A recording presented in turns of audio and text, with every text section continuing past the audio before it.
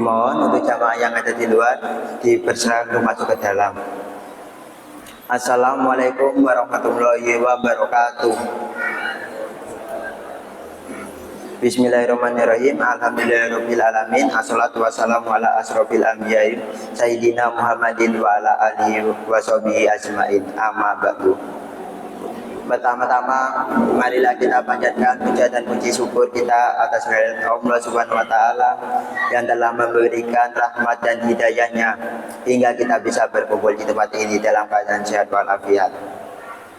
Salawat serta salam semoga tetap tercurahkan kepada junjungan kita Nabi besar Nabi Muhammad Shallallahu Alaihi Wasallam yang telah membawa kita dari zaman jahiliyah menuju zaman yang terang benderang, yakni Adinul Islam. Untuk mempersingkat waktu, marilah kita buka pengajian pada malam hari ini dengan membaca Al-Basmalah. Bismillahirrahmanirrahim. Kepada Ustadz Alfian Helmi, waktu dan tempat kami persilakan. Assalamualaikum warahmatullahi wabarakatuh. Alhamdulillahi rabbil alamin. Wa bihi nasta'inu ala umurid dunya waddin. Ashhadu an la ilaha illallah wahdahu la syarika lah. Wa ashhadu anna Muhammadan abduhu wa rasuluh. Allahumma salli wa sallim wa barik ala nabiyyina Muhammad wa ala alihi wa sahbihi ajma'in. Amma ba'd. Jamaah salat maghrib dan insyaallah dilanjutkan salat isya nantinya, Masjid At-Taqwa Muhammadiyah Rogo Jambi yang saya hormati, marilah kita bersyukur sampai detik ini kita masih diberi kesehatan oleh Allah, diberi kesempatan sehingga kita masih bisa mengikuti pengajian rutin 2 pekan sekali, yaitu setiap Kamis malam. Sambil menunggu quick count dan real count, ya, kita tetap memanfaatkan malam Jumat ini dengan kegiatan-kegiatan yang insya Allah berpahala, sehingga ada sedikit sekali manfaat dari apa yang saya sampaikan, khususnya bagi kaum muslimin dan berada di dalam organisasi atau persyarikatan Muhammadiyah, baik sebagai pengurus maupun sebagai warga biasa, semuanya sama. Mudah-mudahan kegiatan kita ini diridhoi oleh Allah Subhanahu wa ta'ala. Kalau saya hitung, sudah 1,5 tahun, sudah hampir 1,5 tahun saya mengisi setiap Kamis malam Jumat. Rame ya tetap, sidik ya tetap. Yang penting niat kita adalah mengisi malam Jumat dan memakmurkan Masjid At-Taqwa ini dengan kegiatan-kegiatan yang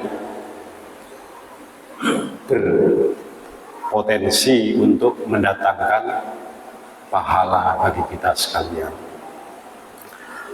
Jamaah sekalian, dari buku yang ditulis oleh muridnya Kiai Haji Ahmad Dahlan ini, dari pengajian-pengajian beliau, ada 17 kelompok ayat-ayat Al-Quran yang ditulis.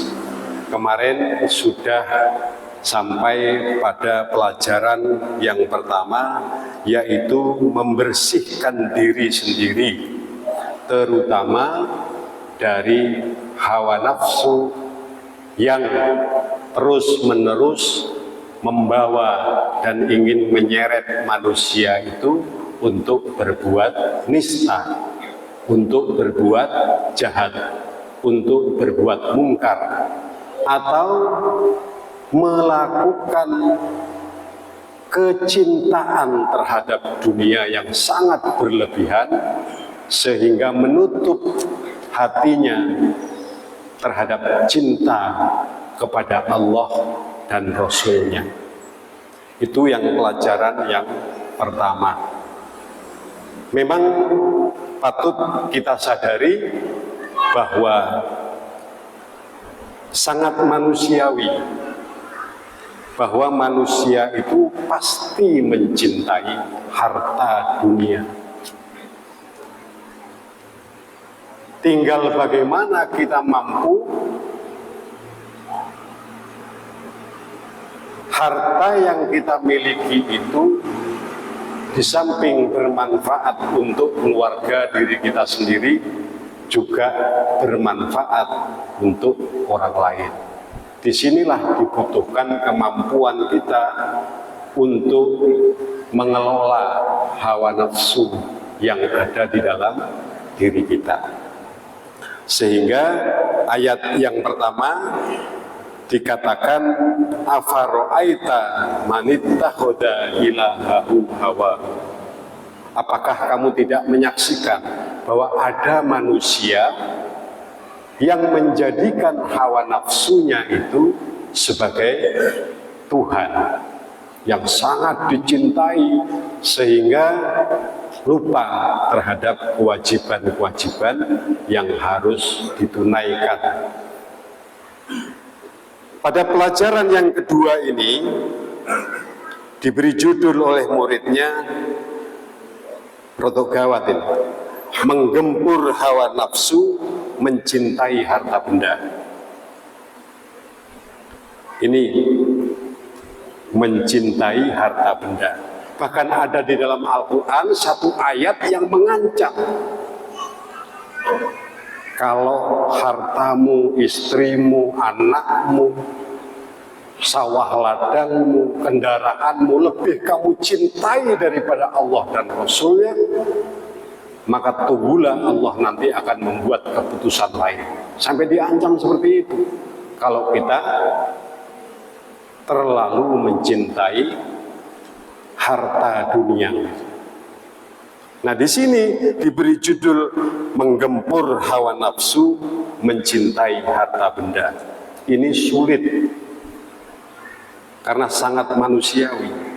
Seperti yang saya katakan tadi, tapi pada akhirnya adalah tergantung bagaimana cara kita mengelola hati kita terhadap harta kekayaan yang kita miliki. Adapun ayat yang dibawakan adalah surat Al-Fajr ayat 17 sampai 23. Kalla balla tukrimunal yatim wala tahadduna ala ta'amil miskin wa ta'kuluna turatha aklal lamma wa tuhibbunal mala hubban jamma. Kalla idza dukkatil ardu dakkan dakka wa jaa rabbuka wal malaku saffan saffa wa ji'a yauma idzin bi jahannama yauma idzi yatadakkarul insanu wa anna lahu dzikra. Di dalam pelajaran ini memang tidak banyak dikomentari oleh muridnya. Cuman dia bercerita pada saat itu kira-kira tahun 1921, saya setiap kali ketemu Kiai Haji Ahmad Dahlan malu setelah beliau ngisi pengajian ini. Izin. Mengapa? Sebab kami merasa belum Islam. walaupun sudah bersyahadat dan sudah menjalankan sholat 5 waktu, akan tetapi sering timbul dalam hati saya satu pengakuan yang jujur bahwa saya ini sudah beragama, telah Islam, telah sholat. Dengan dasar ini aku melanjutkan pertanyaan, apakah dengan adanya sholat dan syahadat yang ada padaku itu belum juga diakui sebagai orang yang menjalankan agama? Jadi saya bertanya kepada Kyai Ahmad Dahlan, kula pun sholat ya, syahadat, Islam, apa tidak diakui sebagai agama Islam, sebagai orang yang beragama Islam? Jawabannya Kiai Haji Ahmad Dahlan ternyata singkat. Woconen surat Al-Ma'un. Jadi setelah ngaji surat Al-Fajr ayat 17 sampai ayat 23 tadi itu, yang ditunjukkan bagaimana seharusnya kaum muslimin itu bersikap terhadap hartanya, memperhatikan anak yatim, kemudian memperhatikan fakir miskin. Padahal murid-muridnya waktu itu belum pernah berbuat, tapi kan kula pun sholat. Napa boten diakui sebagai seorang muslim? Jawab Kiai, waconen surat Al-Ma'un. Justru disuruh membaca surat Al-Ma'un.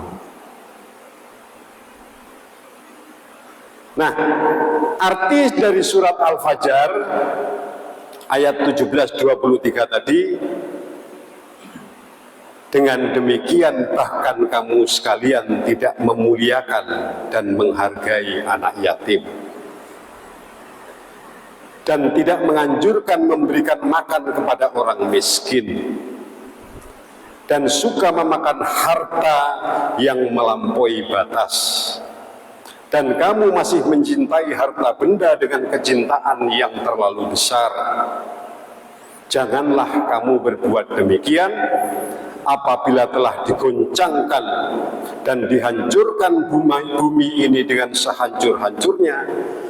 Tuhanmu akan datang diiringi beberapa malaikat yang berbaris-baris. Pada hari itu didatangkan neraka jahanam. Barulah pada hari itu manusia semuanya menjadi ingat.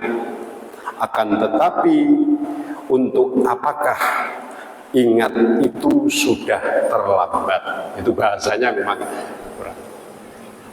Artinya Kiai Haji Ahmad Dahlan itu sesungguhnya menginginkan kepada murid-muridnya supaya memperhatikan orang-orang yang ada di sekelilingnya. Waktu itu Muhammadiyah belum berdiri nih.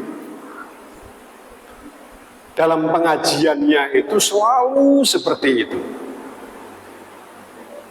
Jadi rupanya beliau adalah seorang ulama, santri dari Mekah,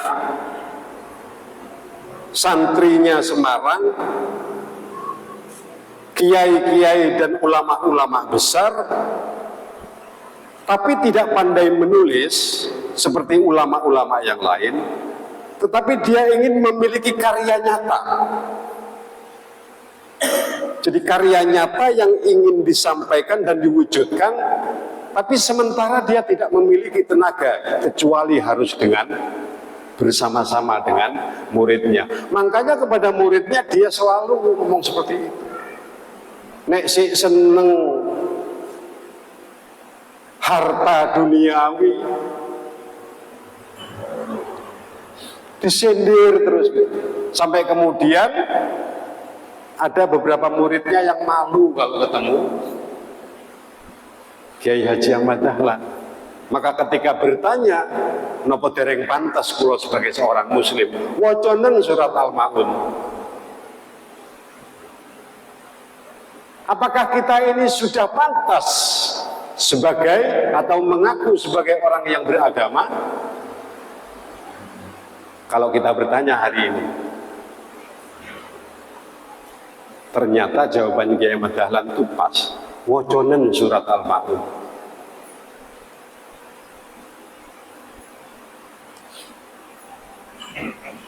Di sini tidak ada komentar apa-apa di sini. Hanya menceritakan setiap kali ketemu dia sungkan. Setelah itu woconen surat Al-Ma'un.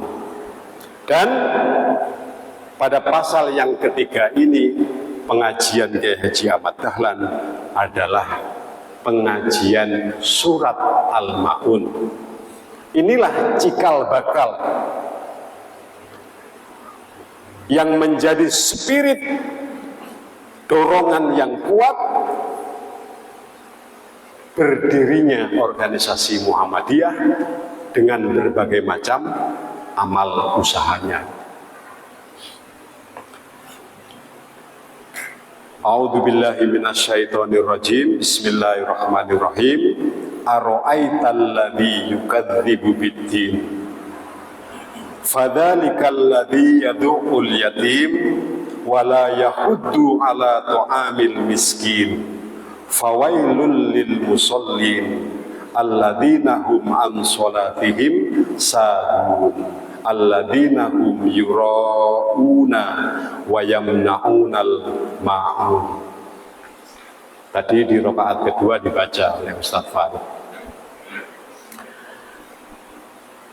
Ini yang disampaikan oleh Kiai Haji Ahmad Dahlan pada pertemuan berikutnya, yaitu tahukah kamu orang-orang yang mendustakan agama, yaitu orang-orang yang menghardik anak yatim dan orang-orang yang tidak menganjurkan untuk memberi makan kepada orang miskin. Maka celakalah orang-orang yang melaksanakan sholat yang mereka itu lupa dengan sholatnya, yang memperlihatkan amal mereka kepada orang lain dan mencegah orang untuk memberikan pertolongan atau tidak menganjurkan orang melakukan perbuatan tolong menolong. Pengajian ini berlaku sampai 3 bulan. Sesuk pengajian meneh ara'aital ladzi yukadzibu biddin. Sampai 3 bulan. Lah kiai dulu itu kan nyungkani ya. Dan itu masih terasa pada era-era kita. Anak-anak sekolah dulu itu kalau ada Pak Guru lewat saja malu gitu. Nah, sekarang kan lain. Halo Pak. Enggak. Itu ya. Saya melihat di beberapa pesantren itu kan kiainya lewat itu semua diam. Nah, pengajian surat Al-Ma'un ini 3 bulan berlangsung. Muridnya sudah bosan, tapi tidak ada yang berani. Mungkin waktu itu saya gambarkan ono sing nyengkol tangan gitu, sambil begitu. Ayo ngomong. Kok tidak ada yang berani kok. Mau protes tidak ada yang berani. Ayo ngomong. Kok sungkan ya kan? Wibawanya seorang kiai waktu itu kan seperti itu. Nah sampai sekarang masih ada lah di beberapa pesantren. Akhirnya ada yang bertanya, Kiai, napa mboten wonten surat nintu selain surat Al-Ma'un? Kita ini ingin tahu yang lain, ingin belajar yang lain. Kata Kiai Haji Ahmad Dahlan, apa sudah kamu lakukan? Apa sudah kamu praktekkan? Sudah ya, walaupun hafal.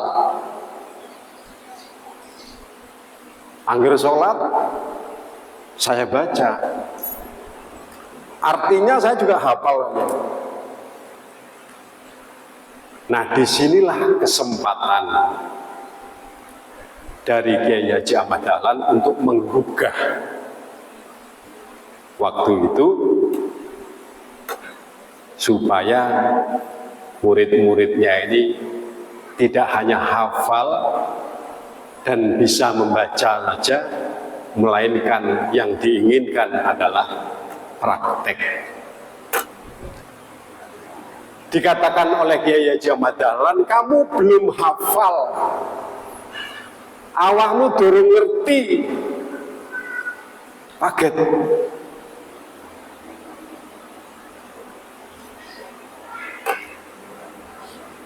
Berapa banyak anak-anak yang yatim yang ada di sekelilingmu, di sekeliling rumahmu?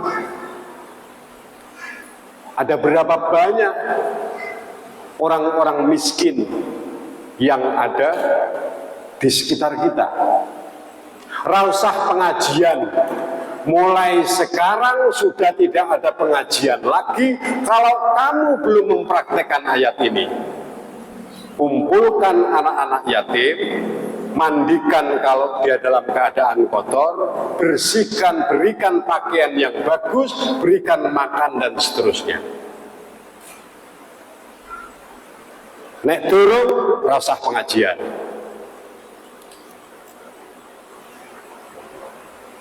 Jadi malam Jumat Yesus kawan. Akhirnya kita baca di dalam sejarah itu, santri-santrinya itu mencari anak-anak yatim di sekitar Malioboro, di sekitar kantor pos Kiai Ahmad Jalan Kiai Haji Ahmad Dahlan. Kemudian dimandikan di kolamnya di Masjid Gede itu. Kalau Masjid Gede itu kan pinggirnya ada sungai, ada kolam besar dulu, sekarang besar kan. Sekarang kering. Kalau dulu ada isinya air. Jadi di situ dimandikan. Nah, ini yang diminta oleh Kiai Haji Ahmad Dahlan. Nek kowe wis bisa kaya ngene iki berarti kowe wis ngapalke surat Al-Maun, berarti kamu sudah hafal, sudah ngerti artinya, sudah kamu praktekkan. Ini sebenarnya juga didasari oleh hadis Rasulullah yang diriwayatkan oleh Anas bin Malik. Suatu hari pada saat sholat Idul Fitri, banyak sekali anak-anak kecil yang berpakaian bagus, pakaian baru, bergembira, bersenang-senang bermain dengan teman-temannya. Kemudian ada satu anak yang hanya diam saja. Keadaannya kotor, bajunya jompang-camping. Dia duduk sedih, kemudian dihampiri oleh Rasulullah. Kamu anak siapa? Anak itu hanya menggeleng. Kemudian, bapak dan ibumu mana? Dia juga menggeleng. Kemudian ditanya oleh Rasulullah, kenapa kamu tidak mau bermain atau bergembira dengan anak-anak yang lain? Diam. Tetapi Rasulullah tahu kalau anak ini memang tidak memiliki ibu dan ayah, tinggal sebatang kara. Kemudian Rasulullah menyatakan kepada anak ini, maukah kamu menjadi anakku? Mendengar seperti itu, anak itu bergembira. Dia tersenyum dan bahagia. Kelihatan wajahnya sangat senang sekali. aku menjadi bapakmu, Aisyah menjadi ibumu, Fatimah adalah saudaramu. Apakah kamu mau? Tentu saja ya Rasulullah. Kemudian Rasulullah meminta kepada Fatimah untuk membawa anak ini pulang, mandikan, berikan pakaian yang bagus supaya anak ini bisa bermain-main dengan anak-anak itu.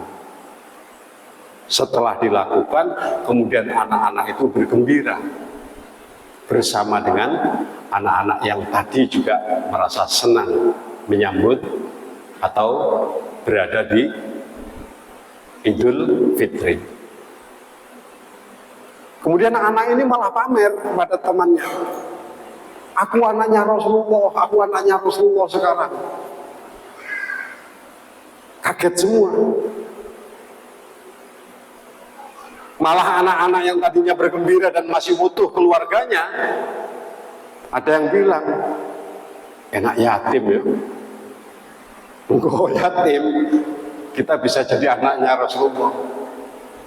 Nah, jamaah sekalian, dari riwayat ini sesungguhnya juga mengilhami Kiai Haji Ahmad Dahlan itu untuk memerintahkan kepada murid-muridnya bergerak. Maka melakukan semua apa yang diperintahkan oleh Kiai Haji Ahmad Dahlan, yaitu mengumpulkan anak-anak yatim, kemudian fakir dan miskin. Nah, disinilah pada tahun 1923 diresmikan untuk pertama kali PKU, penolong kesengsaraan umat, uemat, tulisannya pakai ejaan lama, penolong kesengsaraan umat. Jadi mohon tidak salah, jadi sebenarnya PKU itu tidak hanya rumah sakit waktu itu. Di zaman Belanda pertama kali PKU ada itu, supaya pekerjaan yang tadinya dilakukan oleh individu-individu murid-muridnya Kiai Haji Ahmad Dahlan tadi itu bisa diorganisir dan dilakukan secara bersama. Dilakukan secara bersama. Ada Al-Rumhuis, yaitu rumah miskin. Jadi di PKU itu ada 3 sub.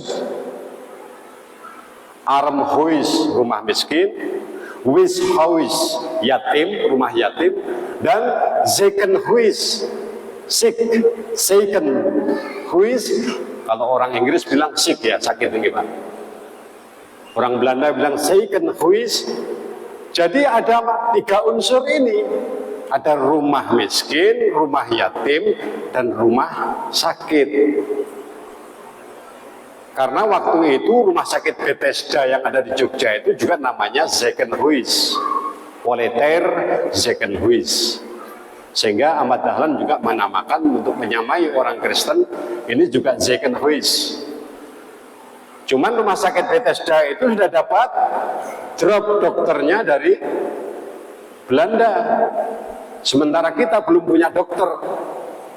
Kemudian Kiai Haji Ahmad Dahlan juga mengajukan kepada Belanda, kalau orang Kristen kamu bantu dokter, kenapa orang Islam tidak kamu bantu? Oke, akhirnya disetujui. Jadi dokternya Muhammadiyah yang pertama itu ya dokter Belanda. Jadi itu ada 3, rumah miskin, rumah yatim, dan rumah sakit. Dalam peresmiannya itu Kiai Haji Ahmad Dahlan dalam keadaan sakit, waktu itu tidak hadir. Jadi hanya Haji Sujak saja yang murid yang paling utama yang berinisiasi untuk mendirikan PKU itu, penolong kesengsaraan umat. Jadi kesengsaraan yang menyangkut umat, khususnya kaum muslimin, yaitu orang miskin, anak yatim, dan orang-orang sakit yang ditolong waktu itu. Nah, dalam perkembangannya barulah akhirnya PKU itu khusus menjadi atau menangani orang-orang sakit saja. Kemudian rumah miskin itu mungkin kalau zaman sekarang tanggung jawabnya Lazis. Kalau rumah yatim itu tanggung jawabnya panti yatim. Kalau sekarang mungkin seperti itu. Nah, jamaah sekalian,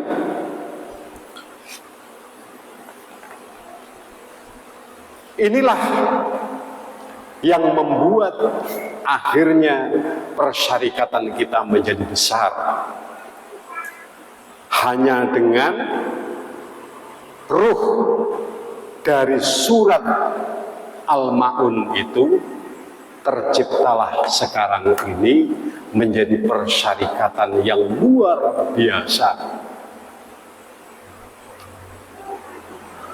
Nah, ayat ini harus tetap menjadi dasar kita bergerak di sekitar masjid kita, di sekitar rumah kita. Adakah anak yatim yang patut kita bantu? Yatim itu anak laki-laki, anak kecil yang ditinggal mati oleh ayahnya. Itu namanya yatim. Karena yang menjadi tanggung jawab, penanggung jawab keluarganya sudah tidak ada, yaitu bapaknya. Makanya disebut yatim. Kalau ditinggal ibunya, piatu buat orang. Jadi kalau ditinggal dua-duanya, yatim piatu. Seperti Rasulullah misalnya ketika di dalam kandungan, beliau ditinggal oleh ayahnya Abdullah, sehingga begitu lahir dia dalam keadaan yatim. Setelah umur 6 bulan ditinggal oleh ibunya. Makanya ada buku Sang Yatim Piatu Menjadi Pemimpin Dunia. Nah, kalau kita baca di dalam Al-Quran, jamaah sekalian, ayat yang membicarakan tentang yatim itu ada 23 ayat menyebut kata yatim dalam bentuk tunggal itu 9 kali, dalam bentuk dua itu 1 kali, dalam bentuk jamak itu 13. Yatim itu berarti 1. Yatama itu berarti banyak. Sama dengan miskin, kalau banyaknya masakin. Nah, lalu bagaimana caranya untuk memperhatikan orang-orang tersebut, khususnya yang disebut pertama dalam surat Al-Ma'un adalah anak yatim tadi. Ara'aital ladzi yukadzibu bidin fadzalikal ladzi yad'ul yatim. Yang pertama adalah menyayangi anak yatim dengan berbuat baik. Kalau di sekitar kita masih ada, ya gimana tanggung jawab kita? Sebab selama ini Saya belum mendengar ada program-program dari Jelaziz, dari kita ini menyuruh warga Muhammadiyah untuk mencari warga di sekitar rumahnya yang yatim untuk kita tampung, untuk kita sekolahkan, untuk kita beri makan, untuk kita sayangi dengan baik. Belum ada. Yang ada pengumuman kemarin pelaksanaan Darul Arqam di pesantren mana. Maksudnya belum rame gitu. Jangan berbuat sewenang-wenang. Fa'ammal yatima fala taqhar. Jangan berbuat sewenang-wenang. Kemudian yang ketiga, dengan memberikan makan baik kepada anak yatim maupun kepada orang miskin, itu sebenarnya perintahnya to'am, makan, bukan uang. Ara'aital ladzi yukadzibu biddin fadzalikal ladzi yad'ul yatim wala yahuddu ala ta'am. Ta'am itu makanan, bukan uang. Sebab kalau diberikan uang itu bahaya. Ya untungnya sekarang sudah ada ya, togel, judi online ada masih, perjudian dan lain sebagainya. Sebab kalau diberikan uangnya, zaman dulu pernah terjadi, makanya mubalik zaman dulu, zaman masih ada togel keras, jangan diberikan uang kepada fakir miskin. Sebab nanti kita tidak ada, diberikan togel, kita salah. Atau mohon maaf, kadang selempitan tukang beca itu zaman dulu masih banyak tukang becaan. Itu keteplek, kene wis ngekei duwe api-api ini Pak, orangnya ndak ada, teplek. Karena kita memberi uang, makanya Al-Quran mengatakan berikan makanan. To'amu miskin, makanan kepada orang miskin, ternyata bukan uang. Makanya dalam kisah tadi itu dikatakan mandikan, berikan pakaian, berikan makan. Nah ini, kalau anak-anak yang kecil masih bisa lah dikasih sangu. Tapi kalau orang yang sudah tua, yang fakir miskin tadi itu, yang kadang-kadang kita sudah ngoyo yang memberikan dalam arti wis berusaha memberi, ternyata digunakan untuk yang lain. Ini kadang itu. Makanya berikanlah yang terbaik, itu makan. Makanan yang masih fresh, yang masih bagus. Dengan memperbaiki keadaan mereka menjadi lebih baik. Nah, mungkin poin yang keempat inilah yang juga menyemangati Muhammadiyah. Karena apa? Karena kalau ditanggung oleh pribadi-pribadi, si A kemudian mengambil anak yatim, ya tidak apa-apa, malah bagus. Tapi karena kesibukan dan lain sebagainya, kadang-kadang malah tidak memperoleh kasih sayang dan perhatian yang sangat serius. Sehingga mungkin yang keempat ini, memperbaiki keadaan mereka menjadi lebih baik, itu dilembagakan. Itu yang ngurus bareng-bareng, yang memperhatikan bareng-bareng, ada ustadznya di sana, ada orang yang mengajari dan lain sebagainya, sehingga keadaannya, pendidikannya secara berjenjang dia betul-betul terjamin, dibandingkan kalau dilakukan oleh orang per orang. Ini ya kecuali mungkin riwayat tadi Rasulullah lah, ya Rasulullah memang lain. Ini. Sebab nanti kalau itu anak yatim itu miliknya orang, anaknya orang lain, ketika dia dewasa juga bermasalah. Kalau sudah akil balik, Sementara dengan keluarga ini bukan mahram. Nah, bermasalah lagi. Kan ada orang yang adopsi anaknya orang lain, tapi tidak sempat menyusui. Kalau menyusui lain, sudah menjadi saudara persusuan dengan anak kita. Akhirnya ruwet. Begitu besar, udah piye gitu. Nah, kan dia bukan mahram tapi berada di rumah kita, ya kan?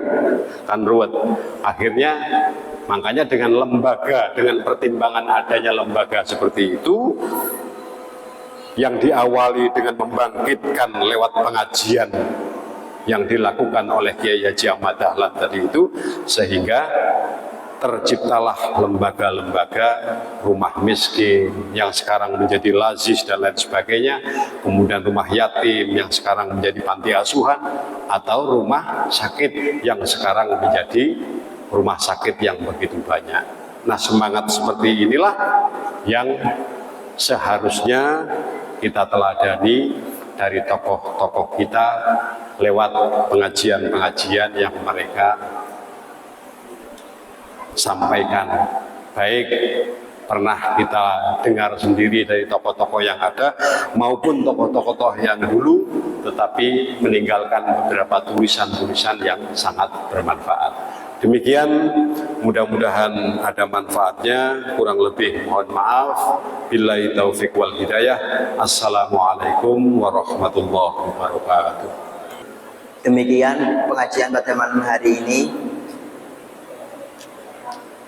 Marilah kita tutup pengajian pada malam hari ini dengan membaca Alhamdulillah.